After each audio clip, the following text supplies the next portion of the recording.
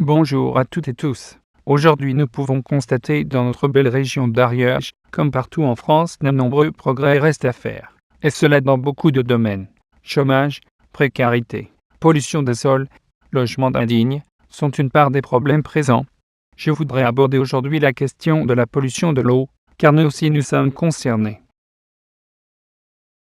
Et oui, par exemple, cette année on aura pu observer dans les réserves d'eau potable un taux plus qu'anormal de perchloroéthylène, un solvant très toxique pour la faune et la flore utilisé d'habitude en pressing ou en usine, qui bien sûr est autorisé par l'État.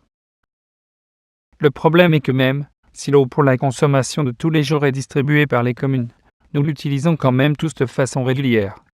Lave-linge, bain ou douche, cuisson de certains plats, nous ne pouvons nous passer de cette consommation. Et cela au détriment de notre santé et de celle de nos enfants. L'eau polluée, bizarre, petite impression de déjà-vu. Je ne pointe personne, mais je fais juste le lien entre des événements réels. Car et oui, en 2007 des tests d'extraction de ce fameux gaz de schiste ont été entrepris dans notre région en toute impunité. Pour preuve cette interview.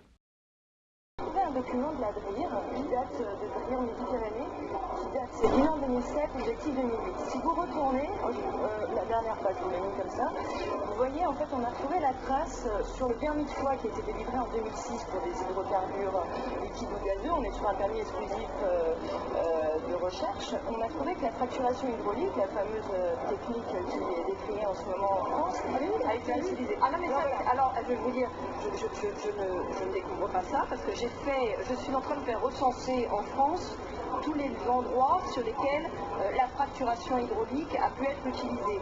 Et il y en a eu une de temps en temps. En général, c'est des tentatives d'exploration, des tentatives, si vous voulez, de tests. Oups, de simples tests, des tentatives d'exploration.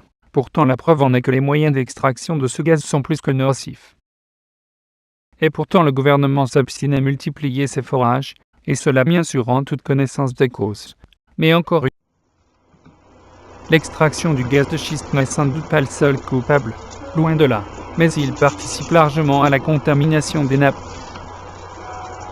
Et bien sûr sans compter sur tous les autres types de contamination présents en Ariège, mais cela serait trop long à expliquer, alors que nous le savons parfaitement. Nous ne pouvons plus faire semblant de ne pas voir les choses. Il est plus que temps d'agir contre cette destruction programmée de nos réserves d'eau. La vérité est là. Réveillons-nous et levons-nous contre cette politique financière et destructrice pour ses citoyens. Nous sommes le peuple. À nous d'agir.